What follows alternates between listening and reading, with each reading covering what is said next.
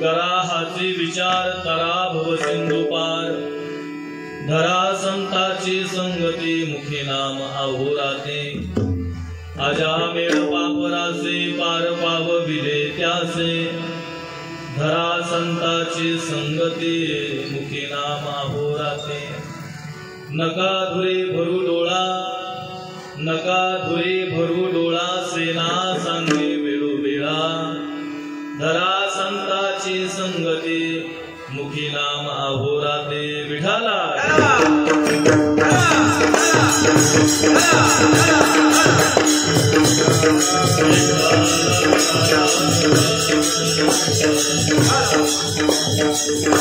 समचरण सरोजम सांद्र नीलांबुधाभं जगन्निहित पाने मंडनं मंडनानां तरुण तुलसी माला कंधं कंजनेत्रं सदय धवलहासं विठ्ठलं चिंतयामि पांडुरंगा करू प्रथम नमन दुसरे चरण संताचिया त्यांच्या कृपादानी कथेचा विस्तार बाबाजी सद्गुरुदास तुका जयांची केली स्मरण होय सकळ विद्यांचे अधिकरण तेचे बंधू श्री चरण श्री गुरूंचे ते नमस्कार आता ओम नमो ज्ञानेश्वरा करुणा करा दयाळा तुमचा अनुग्रहला धरू पावन झालो चराचरी नमो सद्गुरु तुकया ज्ञानदीपा नमो सद्गुरु सच्चिदानंद रूपा नमो सद्गुरु भक्त कल्याण मूर्ती नमो सद्गुरु भास्करा पूर्ण कीर्ती काय वाता न पुरे ही वाणी काय वाता न पुरे ही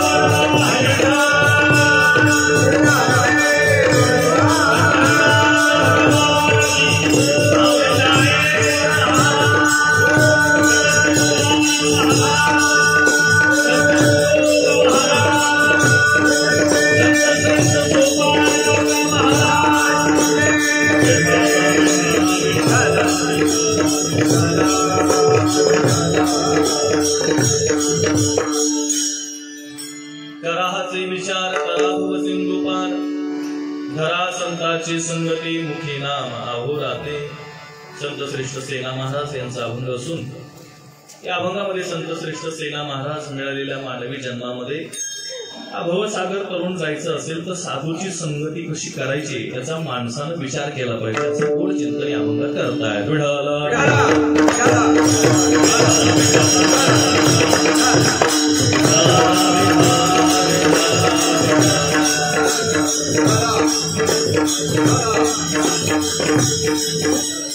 आजची कीर्तनाची सेवा कोणत्या कारणाने सगळ्यांना ज्ञात आहे. कैलासवासी दत्तात्रय दादा नारायण गारे या दादांच्या प्रथम पुण्यस्मरणानिमित्तानं आजची ही सेवा आहे. सेवा करत असताना एका वारकऱ्याचं प्रथम पुण्यस्मरण आपण करतो आहोत आणि सगळ्यात महत्वाचं एका वारकऱ्याच्या पुण्यस्मरणानिमित्तानं एका वारकऱ्याचा वारकरी भूषण हा पुरस्कार या ठिकाणी सन्मानित करणार होणार आहे.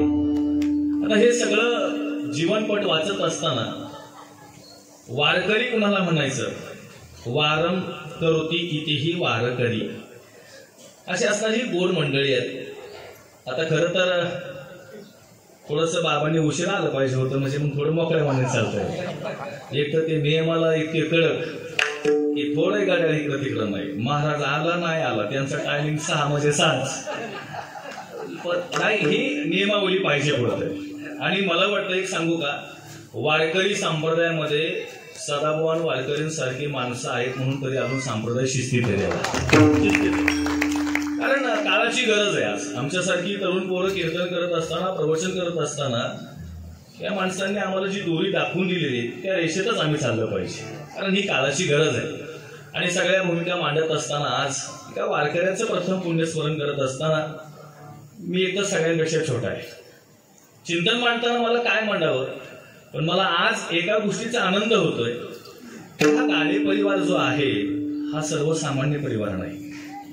धाराऊ माता ज्या परिवारामध्ये आई होऊन गेली त्या मातेनं छत्रपती संभाजी महाराजांना आपलं दूध पाजून महाराज त्यांना जिवंत ठेवलं आणि धर्म काय असतो हे शिकवलंय.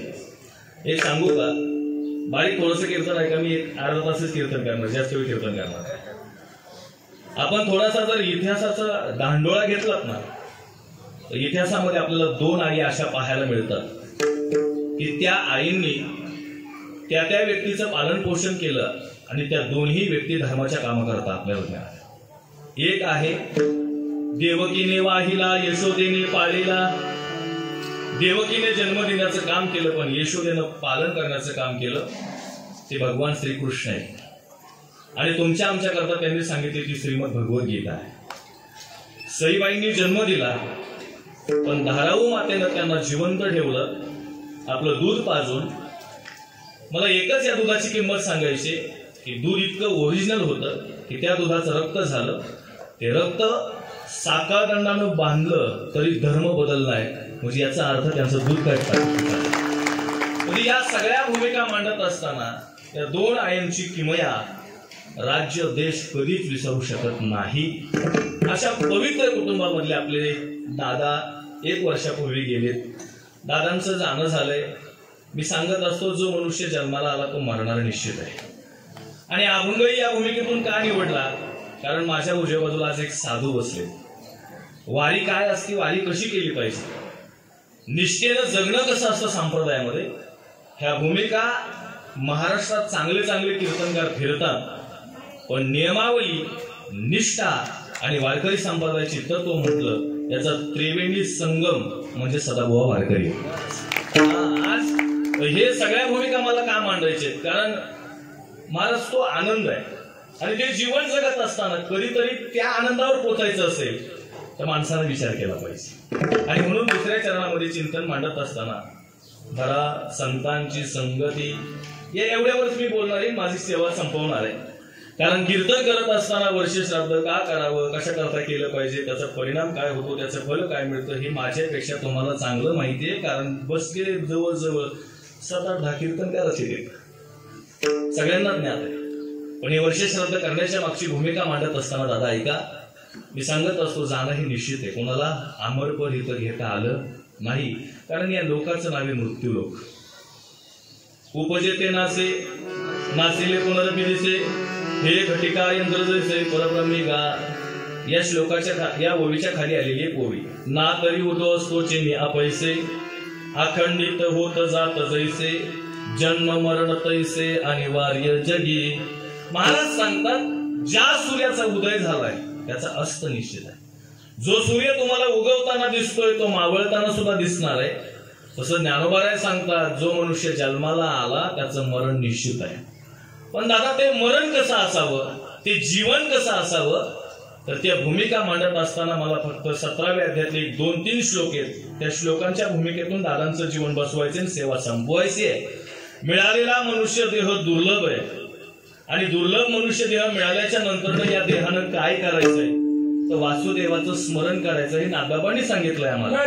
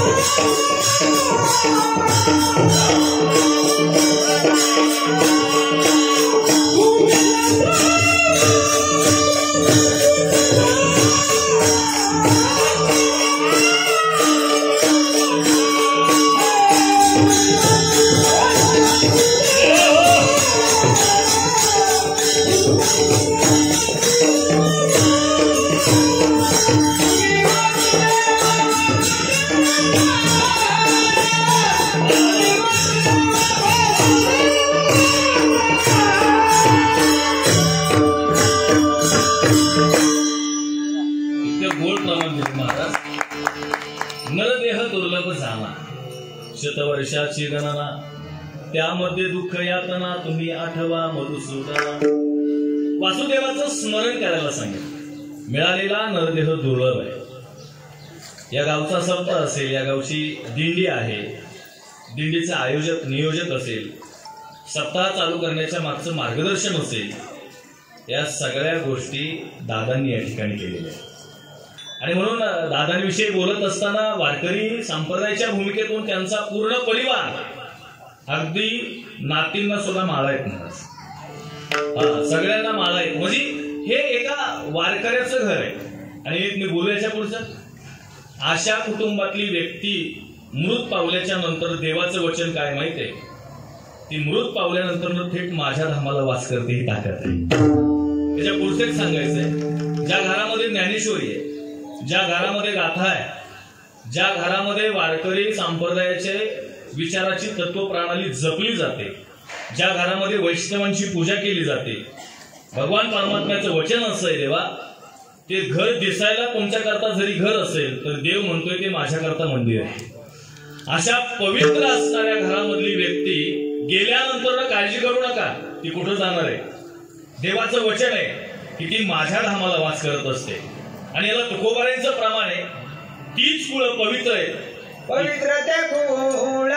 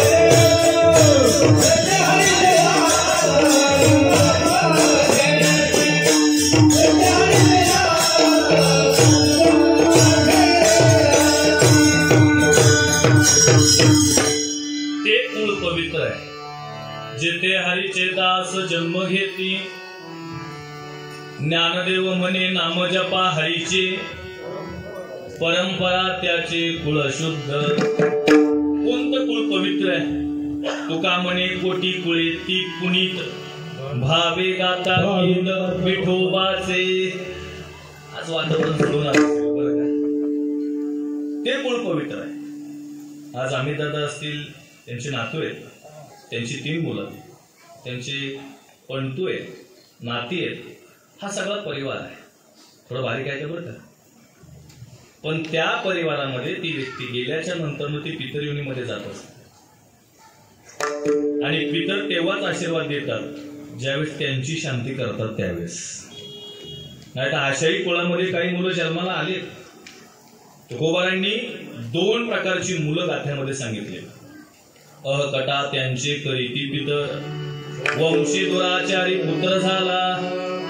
ज्या कुळामध्ये पुण्य नाही, ज्या कुळामध्ये परोपकार नाही, ज्या कुळामध्ये दया नाही, ज्या कुळामध्ये दान धर्म नाही, अन्नदान नाही, साधूची सेवा नाही, संतांची सेवा नाही, तुकोबाराय म्हणतात अशा कुळातली मुलं जन्माला आल्याच्या नंतर त्यांचे पितर नाराज होतात.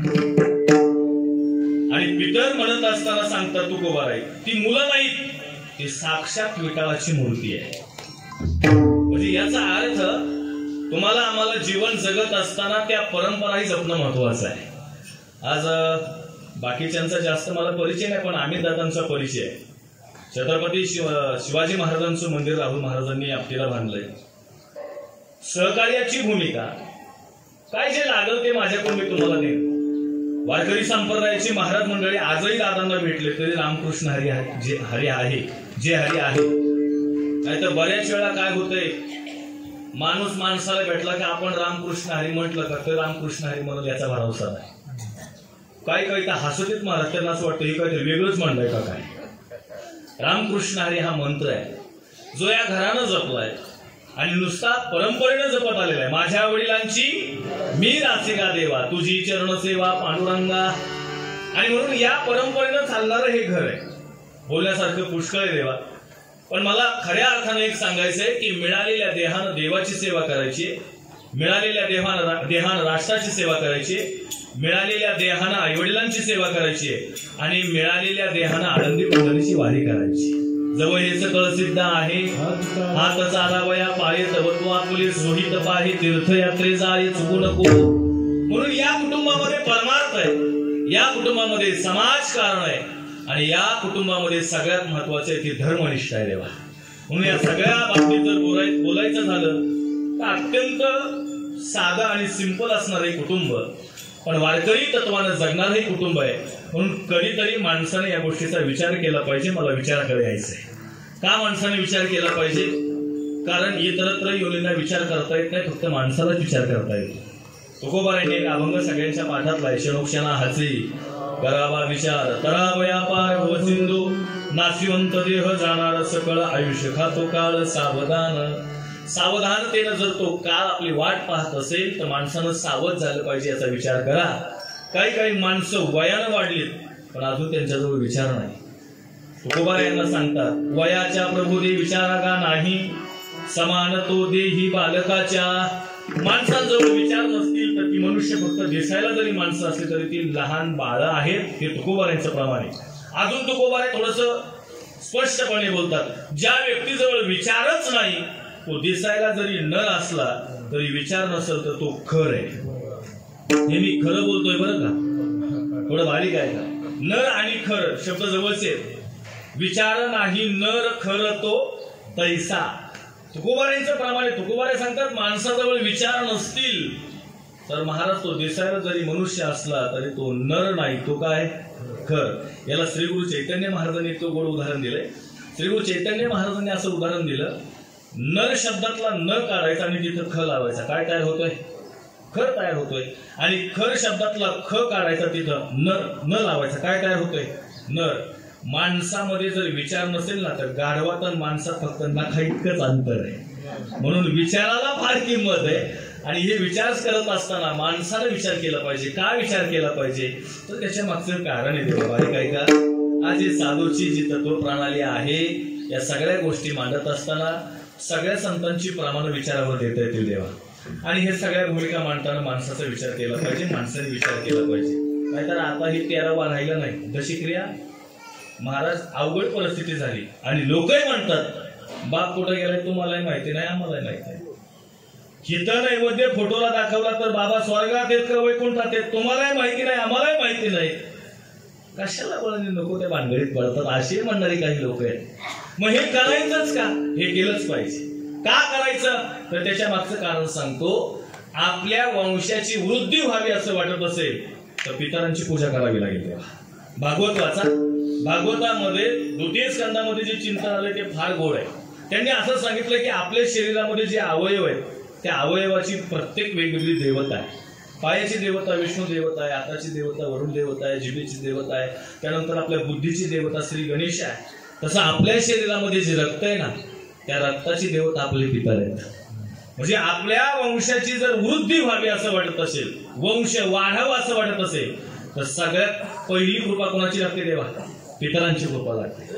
आणि म्हणून महाराज सांगतात, ज्ञानोबा इथं स्पष्ट सांगतात, दादा आई वडील जिवंत आहेत तेव्हा सेवा कराच, पण आई वडील गेल्यानंतर सुद्धा सेवा करा. सकळ तीर्थाचे जे का माता पितरे तया सेवेसी किर शरीरे लोणकी जे. या सगळ्या भूमिका मांडताना महाराज जिवंत असताना सेवा करण्याकरता सांगतात. मग गेल्यानंतर ते तर गेले, त्यांची राग झाली, आता सेवा काय करायची?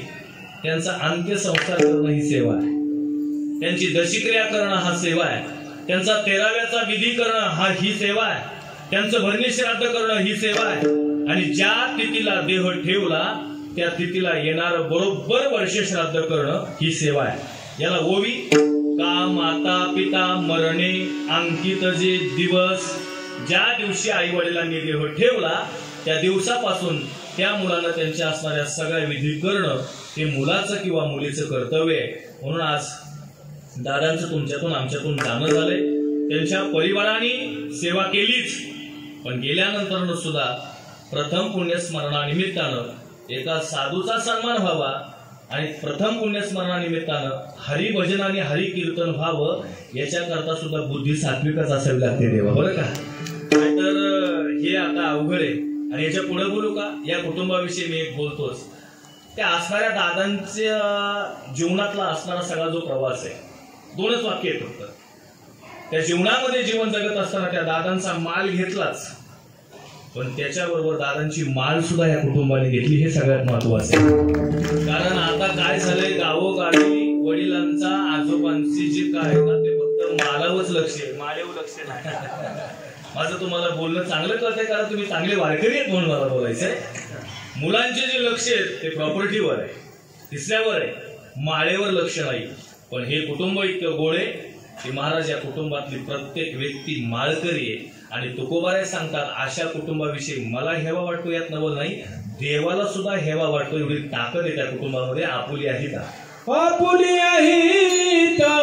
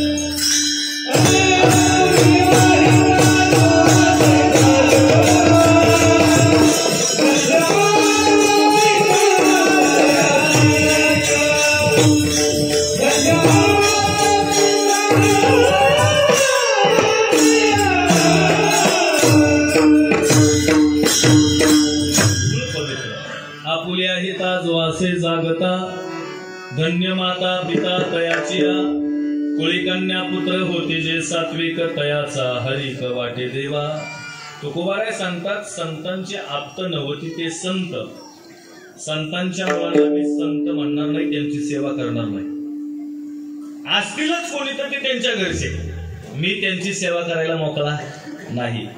पण तुकोबाराय सांगतात ज्या घरामध्ये गीता होते, गीतेचं पारायण होतंय, ज्या घरामध्ये ज्ञानेश्वरीचं पारायण होतंय, गाथेचं पारायण होतंय, त्या घरातल्या व्यक्तींची मी सेवा केल्याशिवाय राहणार नाही.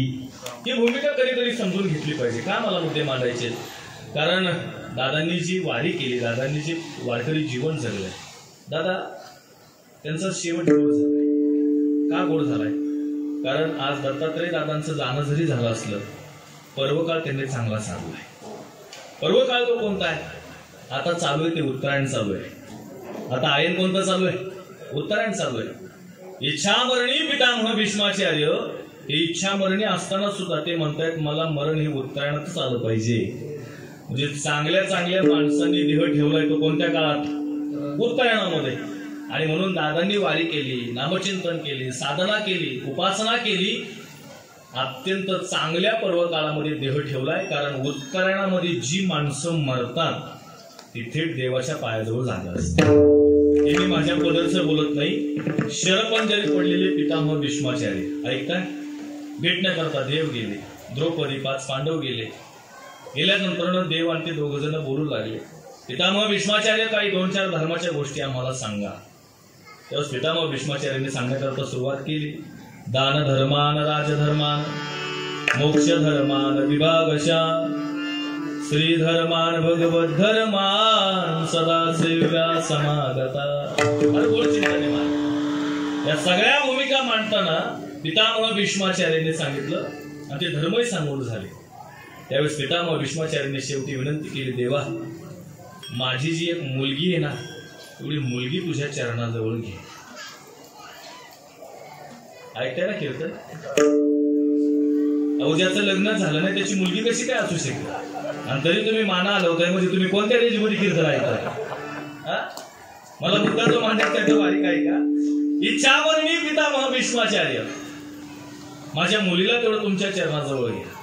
ती मुलगी म्हणजे दुसरं तिसरं कोणी नाही, पितामह भीष्माचार्यांची मुलगी म्हणजे बुद्धी. अंतकाळाच्या वेळेला आपल्या बुद्धीतून जर देवाचं स्मरण होत असेल याच्यापेक्षा शेवट काय गोड सांगायचंय महाराज? अंतकाळाच्या वेळेला हा असणारा देह आहे, या देहातली बुद्धी देवाच्या चरणावर समर्पित आणि स्थिर करायला मिळाली ना, समजायचं तुमच्या आयुष्याचा परमार्थ हा शेवटापर्यंत गेलाय देवा. आणि या सगळ्या भूमिका मांडत असताना पितामह भीष्माचार्य जसं उत्तरायणामध्ये ध्येय ठेवतात आणि ती बुद्धी देवाच्या चरणावर स्थिर करतात, तसंच जीवन दादांचं आहे. आयुष्यभर केलेला परमार्थ उत्तरायणामध्ये देह ठेवायला मिळालाय. याच्यापेक्षा अजून बाकी दुसरं काय पाहिजे देवा? म्हणून या सगळ्या गोष्टी मांडत असताना मी सांगत असतो, माणसानं विचार केला पाहिजे. काय विचार केला पाहिजे? कारण माणसाला विचार करता येतो म्हणून विचार केला पाहिजे. याचा तरी विचार केला पाहिजे ना. मी बोलतो याचा तरी का केला पाहिजे? त्याच्या मागची कारण आहेत. कारण मांडत असताना श्री गुरूंच्या मुखातून जी काही प्रस्तावना ऐकली ती फार गोड आहे. काहींचं जीवन हे कर्मप्रधान जीवन आहे, काहींचं जीवन हे भोगप्रधान जीवन आहे आणि काहींचं जीवन हे विचारप्रधान जीवन आहे. मला वाटतं आज सदाभाऊ वारकरींसारखी जी माणसं आहेत, आज सदाभाऊंकडे पाहिलं तर आम्हाला सुद्धा वाटतं वारी करावी. आज दादांकडे बाबांकडे जर पाहिलं तर आम्हाला सुद्धा वाटतंय नामचिंतन करावं, गंध लावा. त्यांच्यासारखा गंध महाराष्ट्रात कोणी लावत नाही महाराज. आवाज का आपला मागे पुढे होतो, आवाज कमी जास्त होतो. ते जिथं सप्ताला असतात तिथं वारकरी जर उभा राहिला आणि त्याच्या गालाला गंध दिसला ना की लगेच माणसं सांगतात ही तर सदाभाऊ वारकरी 100% तुम्ही मागच्या आजारी आहेत का थोडे? मग काय मला निवांत आहे का तुम्ही? काय आमच्या मॅडममध्ये नाही का काय? सगळे वारकरी मंडळी म्हणल्याच्या नंतर हे कौतुक आहे. मला मुद्दा का मांडायचा आहे? कारण आता गण लावायचं म्हटलं तरी लोकांना लाज वाटते. हा शब्द पुरुष आहे, कपाळाला गंध नाही महाराज. पण या वारकऱ्यांमध्ये राहिलं ना महाराज, देह भान विसरून माणसं जीवन जगतात. बाऱ्याच्या गावामध्ये तिथं मला 1-2 वेळा कीर्तन करण्याचा योग आला. महाराज कसलाय महाराज असू देव, 6च्या जर तुमचा हजर झाला नाही तर त्याने परत कीर्तनाला उभं राहायचं नाही. मला थोडा उशीर झाला होता तर शास्त्रीजी मला बोलले तुम्ही 2 व्हीलरवर पेटवायला आपण तिथं वेळेत जा. या सगळ्या भूमिका मांडत असताना काय सांगायचंय? साधूचं जीवन हे कर्मप्रधान असलं पाहिजे. त्यांना गंध लावायची गरज नाही, त्यांना वारी करायची गरज नाही. मी वासुदेव तत्वता याच्यावर त्यांचं जीवन आहे. त्यांना मान आहे, त्यांना अपमान आहे. मी उगाच ते समोर बसले म्हणून स्तुती करत नाही, पण वस्तुस्थिती सांगितल्याशिवाय मी राहणार नाही. त्यांना तुम्ही पैसे द्या, काही देणं देणं, तुम्ही नका देऊ, काही घेणं देणं नाही. सन्मान करा, काही देणं घेणं नाही. याला एकच उत्तर देतो. 14व्या अध्यायामध्ये गुणातीताचं वर्णन करताना गुणातीत कुणाला म्हणायचं ही भूमिका मांडताना ज्ञानेश्वर महाराजांनी मांडली की ज्याच्या जीवनामध्ये शत्रूही नाही, मित्रही नाही, ज्याच्या जीवनामध्ये मानही नाही, सन्मानही नाही, ज्याच्या जीवनामध्ये पदही नाही, प्रतिष्ठा नाही, आणि ज्याच्या जीवनामध्ये मला मोठं म्हणावं ही भावना सुद्धा नाही, त्याला गुणातीत म्हणावं. अशी गुणातीताची व्याख्या जर कुठं बसत असेल तर ते आमचे सदाभाऊ वारकरी. या सगळ्या भूमिका मांडताना एकच भूमिका मला मांडायची आहे यांचा आदर्श घेऊन तुमचं आमचं जीवन झालं पाहिजे. माणसानं आदर्श घेतला पाहिजे. तेव्हा का घेतला पाहिजे त्याचं कारण आहे. या सगळ्या भूमिका मांडत असताना या रामकृष्ण हरी वारकरी संप्रदायाची परंपरा आणि धर्माचा प्रचार प्रसार करणारे आमचे मिलिंद दादा एक गोटे दादा या ठिकाणी आलेले. जोरदार टाळ्या वाजवायचे त्यांच्याकरता.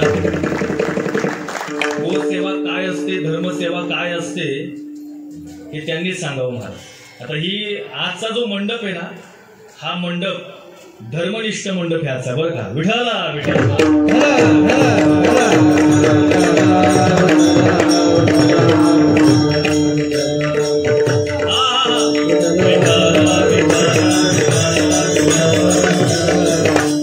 माझा विषय चाललाय की माणसानं आदर्श साधूचा घेतला पाहिजे, संतांचा घेतला पाहिजे.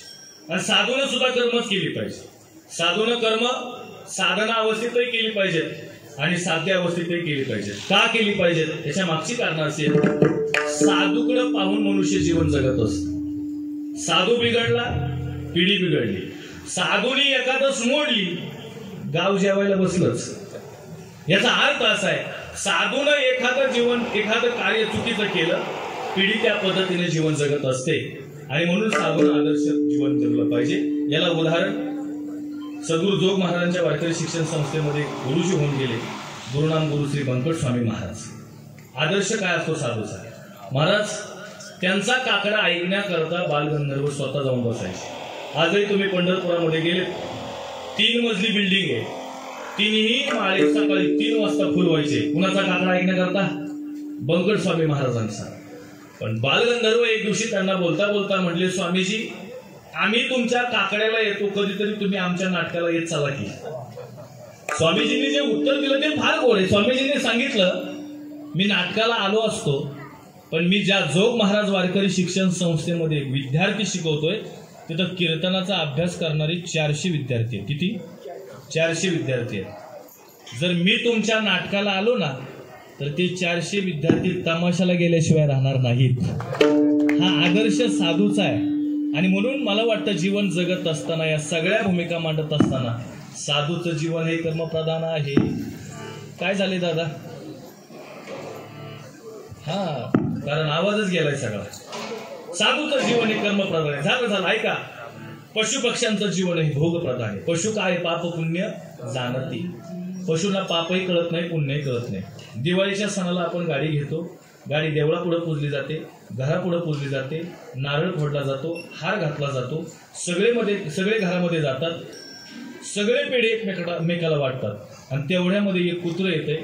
ते म्हणते नारळ फोडलाय, हार घातलाय, अभिषेक अजून बाकी आहे. त्या कुत्र्याला घेणं देणं नाही. तुमची थार आहे, महिंद्राची आहे का स्कॉर्पिओ, काही घेणं देणं नाही. पशु काय? पाप पुण्य जाणती. म्हणून या 2 भूमिका मांडताना मला पुढे सरकायचंय. जसं साधूचं जीवन कर्मप्रधान आहे, पशुपक्ष्यांचं जीवन भोगप्रधान आहे, तसं माणसाचं जीवन विचारप्रधान आहे. माणसानं या भवसागरातून तरुण करण्यासाठी विचार केला पाहिजे. तो विचार कसा केला पाहिजे? अभंगाचं पहिलं आवाज गेला.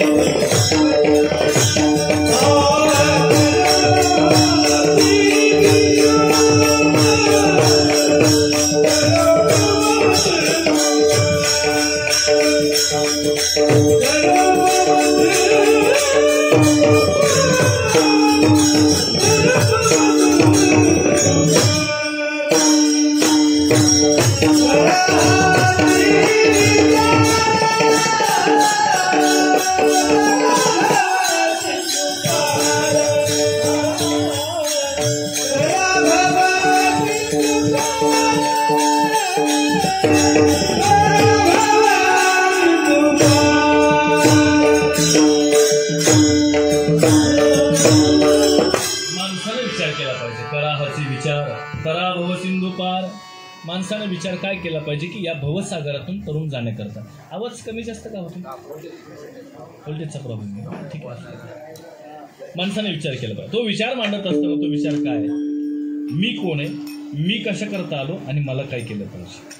आज या मंडपामध्ये निष्ठेने जगणारे एक वारकरी आहेत आणि नीतिमत्तेने जगणारे खऱ्या अर्थाने एक धारकरी मंडपामध्ये आहेत. निष्ठेने जगणारे वारकरी कोण असतील तर सदाबुवा वारकरी आहेत आणि नीतिमत्तेने जगणारे धारकरी कोण असतील तर आमची मिलिंदादा आहे. गोसेवा काय असते, धर्मनिष्ठा ज्याला म्हणतात ती कशी असली पाहिजे, त्यांचा माझा परिचय जास्त नाही, पण भोरला राहुल महाराजांच्या कार्यक्रमात ते बोलले त्यावेळेस निवेदन करायला मी होतो. महाराज, या ज्या काही गोष्टी आहेत त्या माणसानं जपल्याच पाहिजे, याचा विचार झालाच पाहिजे.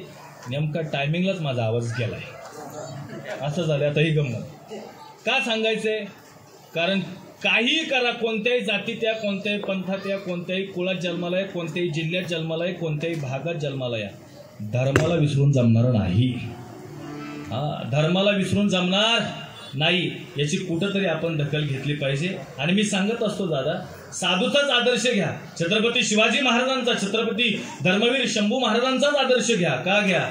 अरे नको त्या हिरोचा आणि नको त्या गुंडाचा आदर्श घेऊन आयुष्याची माती करण्यापेक्षा छत्रपती शिवाजी महाराज आणि धर्मवीर संभाजी महाराजांचा आदर्श जरी घेतलात ना तर तुमच्या जीवनाचं सोनं झाल्याशिवाय राहणार नाही. ताकद आहे. आदर्श कोणाचा घेता हे सगळ्यात महत्वाचं आहे. आणि याचा कुठंतरी माणसाने विचार केला पाहिजे. तो विचार सांगत असताना काय विचार करायचा आहे? तरा भव सिंधू पार. इथं कोण तरुण गेलंय का? येथे एक चिलीला तरले जे मला भजले तेच या भवसागरातून तरुण गेले. श्री गुरु चंद्रशेखर महाराजांचा रात्री भंडारा डोंगरावर कीर्तन, त्यांनी 2 उदाहरण अशी दिली. मुरमुरेच्या दुकानात तुम्ही गेलात तर तिथं तुम्हाला सोनं मिळेल का? बोला ना. नाही. सोन्याच्या दुकानामध्ये गेलात तर तिथं तुम्हाला मुरमुरे मिळतील का? बोला ना. नाही. मुरमुरेच्या दुकानात गेलात तर तुम्हाला सोनं मिळणार नाही, सोन्याच्या दुकानात गेलात तर मुरमुरे मिळणार नाही.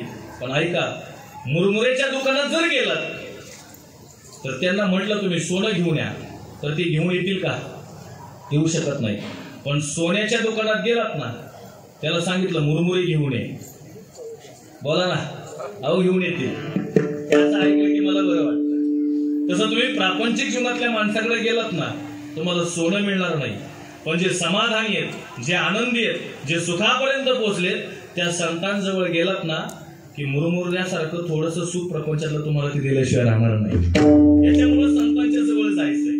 आणि संतांच्या जवळ जाण्याच्या मागचं कारण एकच आहे. धरा संतांची संगती म्हणण्याच्या मागचं कारण आहे, संतांच्या संगतीत गेलं की नाम मुखाला येते. नाम मुखाला येण्याकरता संतांची भेटच व्हावं लागते. हे मी बोलत नाही, महाराजांचं प्रमाण आहे.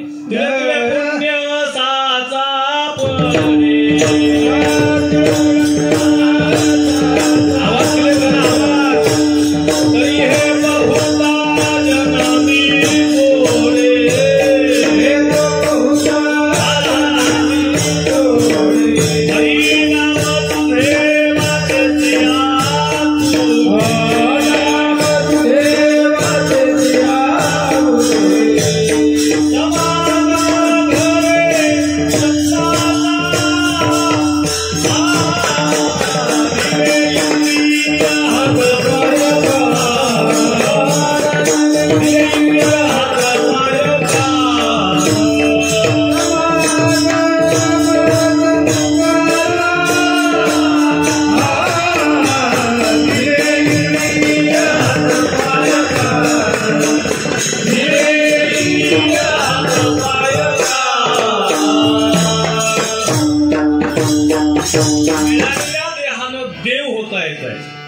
सावरकरांचं एक पुस्तक वाचताना त्यांनी सांगितलंय, मिळालेला देह हा देव होण्याकरताच आहे. देव झालंच पाहिजे. पण त्यांनी मध्ये एक असा विषय टाकलाय, मिळालेल्या देहानं देव व्हायचंय, पण मध्ये देश लागतो, त्या देशाची काहीतरी सेवा केली पाहिजे. मला वाटतं या देहानं या गोष्टी करता येतात. या देहानं ठरवलं संत होता येतंय, या देहानं ठरवलं देव होता येतंय, या देहानं ठरवलं तर तुम्ही चांगला माणूस म्हणून या देशामध्ये, या राष्ट्रात तुम्ही जगू शकताय. मी एक वाक्य बोलत असतो, देव होऊ नका, संत होऊ नका, पण चांगला माणूस झाल्याशिवाय राहू नका. चांगला माणूस व्हायचा असेल तर या देहानं होता येते. आणि याच्याकरता तिळानं पुण्याचा संचय व्हावा लागतोय, संतांची भेट व्हावी लागते. संतांची भेट झाल्याच्या नंतर नाम मुखाला येतंय. बारीक थोडंसं ऐका, 10 मिनिटात मी थांबणार आहे. नाम असं आहे, ते मुखाला आलं की तुमचा उद्धार होतोय. हे मी माझ्या कोणाचं बोलत नाही. 8वा अध्याय वाचा. अनन्याश्चेता सततम यो मां स्मरति नित्यशः तस्याहं सुलभ पार्थ नित्ययुक्तस्य योगिना. आणि मरणी जया जे आठवे तो त्याची गती पावे, म्हणून सदा स्मरावे मातेची तुवा. महाराज नामचिंतन करत असताना कसं करावं? महाराज तुमच्या मनात आलं की नामचिंतन करा. बरीचशी लोक आम्हाला भेटतात, महाराज नाम जपायचा काही काळवेळ आहे का? नाही. तुमच्या मनाला आलं की सुरुवात करा. काळवेळ नाम उच्चारिता नाही, दोन्ही पक्ष पाही उतरती. महाराज सांगतात, नाम सरळ घेतलं तरी उद्धार आहे, नाम जाणून बुजून घेतलं तरी उद्धार आहे, नाम जाणीवपूर्वक घेतलं तरी उद्धार आहे. याच्या पुढे बोलू का? शिवी देऊन जरी घेतलं तरी उद्धार आहे. फक्त देवाची घ्यायचंय बरं का, हे महत्वाचं आहे. नाहीतर तुम्ही कुणालाही शिवाय देतात, तसं नाही झालं पाहिजे. याच्यावर आमच्या गुरुजींनी फार गोड दृष्टांत दिला. थोडंसं ऐकताय बारीक तीर्थ. महाराज एक मनुष्य कधीच नामचिंतन करत नव्हता. बहिर्दिशेला गेला. बहिर्दिशेला गेल्याच्या नंतर तो बसला, तिकडे एक डुक्कर आलं. त्याच्या मनात काहीच नाही, फक्त डुक्कर अंगावीन म्हणून त्याने तो मोठ्याने म्हणला, ए हराम के. हराम के म्हटल्याबरोबर डुक्कर निघून गेलं. पण त्या हरामके मध्ये राम शब्द आला होता. हा राम के. कालांतराने आता तो मेला. मेल्याच्या नंतर मग तिथं यमदूत आले आणि देवदूत आले. दोघांची भांडण. काय करायचं आता? अहो म्हणले, हे गिराईक चांगलं नाही. या आयुष्यात कधी परमार्थ नाही, धर्मसेवा नाही, गोसेवा नाही, आई वडिलांची सेवा नाही, तुम्ही देवदूत कशाला येणं करता आले? आम्ही तसं येतच नाही. इतिहास आणि हिस्ट्री पाहूनच आम्ही येत असतो. आणि मग ते बोलता बोलता म्हणले, तुम्ही कशाला आले? अहो यांनी आयुष्यात कधी पुण्यच केलं नाही, परोपकारच केला नाही, दया केली नाही, म्हणून नेण्याकरता आलो. महाराज दोघांची भांडणं झुकली. बारीक ऐका. परिणाम असा झाला, म्हणले याचा आपण इतिहास पाहू. आणि इतिहास पाहायला सुरुवात केली तर कुठंच त्यांनी पुण्य केलेलं दिसलं नाही.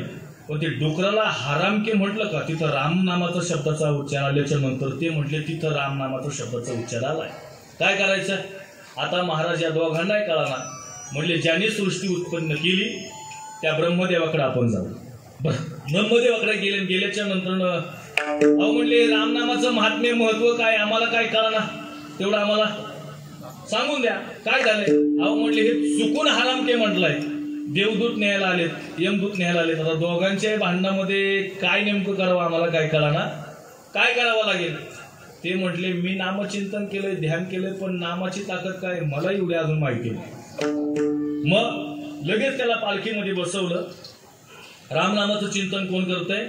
भजन करी महादेव, रामपूजी सदाशिव. आणि मग महाराज भगवंत त्या भगवान शंकराकडेच गेलं पाहिजे म्हणून रामनामाचं चिंतन त्यांना कळतंय, महत्व कळतंय. गंमत अशी झाली, पालखीमध्ये बसवलं, नेलं. भगवान शंकरांना विचारलं, चुकून एकदा शिवी दिली होती, त्याच्यामध्ये राम नामाचा उच्चार आलाय, महात्म्य काय, महत्व काय? ते म्हटले भजन मी करतोय, पण त्याचा महिमा अजून मलाही कळाला नाही. महाराज गंमत ऐका. आता पुढं खांदा दिला भगवान शंकरानं आणि मागं खांदा दिला ब्रह्मदेवानं. आणि ज्यांनी शिवी दिली होती का हरामके, त्याला पालखीत बसवलाय. पालखीत बसवल्याच्या नंतर म्हणले आता हे ज्याचं नाव आहे त्यालाच विचारावं. अहो नेलं ना वैकुंठामध्ये. वैकुंठामध्ये ते येताना पाहिलं, लक्ष्मीला सांगितलं पाय सोड, का ताट तयार कर.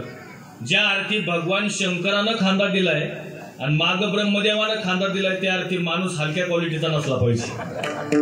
माणूस वजनदारच असणार आहे. हे काम इतकं सोपं नाही. आता कोणी कोणाला खांदा देतय का देवा? बरीचशी लोक काय जिवंत असताना खांदा देत नाही आणि मेल्यानंतर म्हणतात खांदा दिला की पुण्याचं काम होतंय. काय करायचं महाराज? या महाराष्ट्राचं लय मोठं दुर्दैव आहे. जिवंत असताना कौतुक होत नाही आणि मेल्यानंतर लोक कौतुक केल्याशिवाय राहत नाही.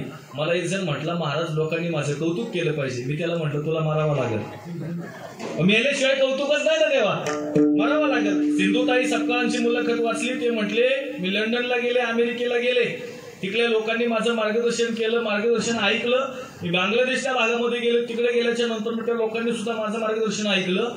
काही देशांनी, काही राज्यांनी माझा अभ्यासक्रमामध्ये दहा टाकला आणि महाराष्ट्रात माझी 4-4 आश्रम असून किंमत करा नाही.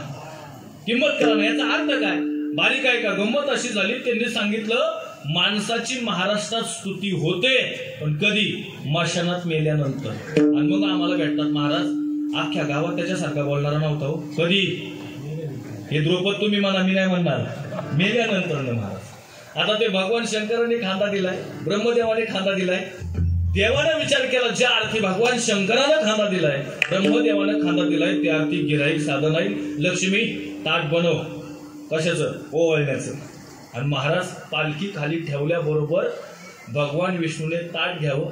ब्रह्मदेव म्हणतात, अहो देवा गप्पा बसा तुम्ही, अधिकारी माणूस दिसतोय कोणतरी. गंध तर लावला, ताट तर ओवाळलं, हार तर गळ्यात टाकला.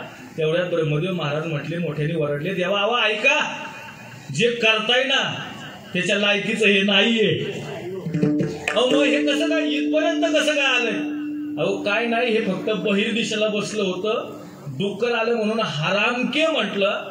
त्याच्यामध्ये राम नामाचा शब्द आलाय, त्याचं महात्म्य आणि महत्व काय हे आम्हाला कुणालाच कळना म्हणून तुमच्यापर्यंत आलोय. भगवान विष्णू गालातल्या गालात हसले. त्यांनी सांगितलं, ब्रह्मदेवा सहज फक्त हरामके मधला राम शब्दासाठी तुम्ही त्याला ब्रह्मलोकातून कैलासात आणलाय, कैलासातून वैकुंठात आणलाय, आणि वैकुंठात आणून माझ्या हातून जर पूजा होत असेल तर ह्याच्यापेक्षा अजून राम नामाचं महात्म्य मी काय सांगणार महाराज, मी काय सांगणार. म्हणजे याचा अर्थ एक आहे की सहज केलेलं नामचिंतन. महाराज याला ओवी देत प्रमाण देत असताना नाथबाबांचा एक हरिपाठ आहे, हरी बोला भांडता, हरी बोला दांडता, सर्व कार्यकर्ता हरी बोला, हरी बोला जनी, हरी बोला विजनी, एका जनार्दनी हरी बोला. म्हणून कसंही नामचिंतन करा, पण भगवान परमात्म्याचं नामचिंतन करा. त्याचा परिणाम काय होतो? त्याचा परिणाम आपण जर स्मरण चांगलं केलं ना तर आपल्या मरणाचा सोहळा होतो. शेवट तो मला माझा बहु गोड झाला, आलो निजाच्या माहेरा, पटी रुखमाईच्या बरा. महाराज सांगतात, मरण माझे मरुणी गेले, मज केले अमर.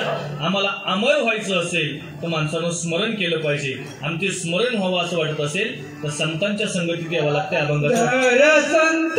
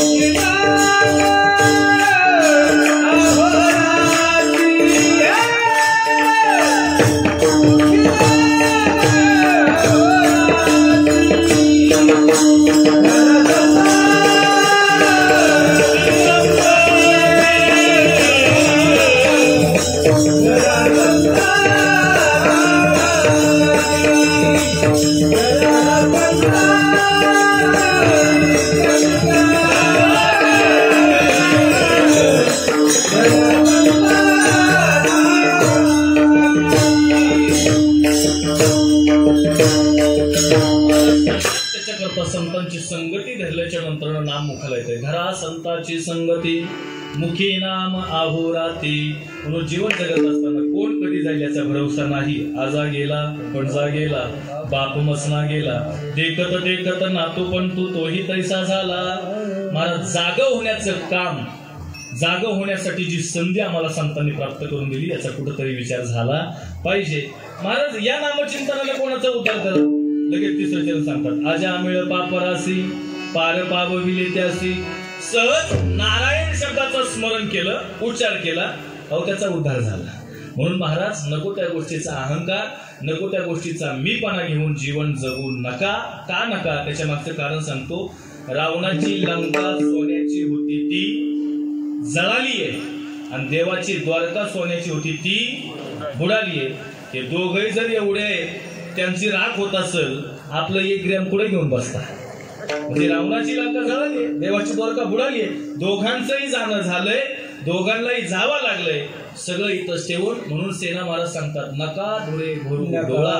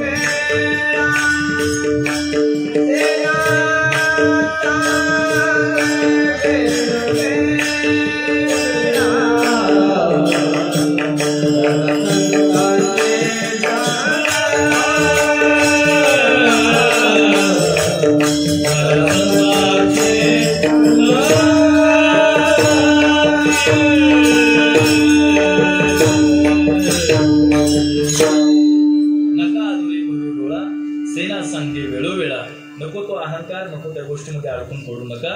कारण मी कोण याचा विचार करून आपला उद्धार केला पाहिजे. म्हणून धरा संताची संगती मुखे नाम अहोराती. ते नामचिंतन काय असेल तर ते नामचिंतन फार सोपं आहे. हरी विठोबार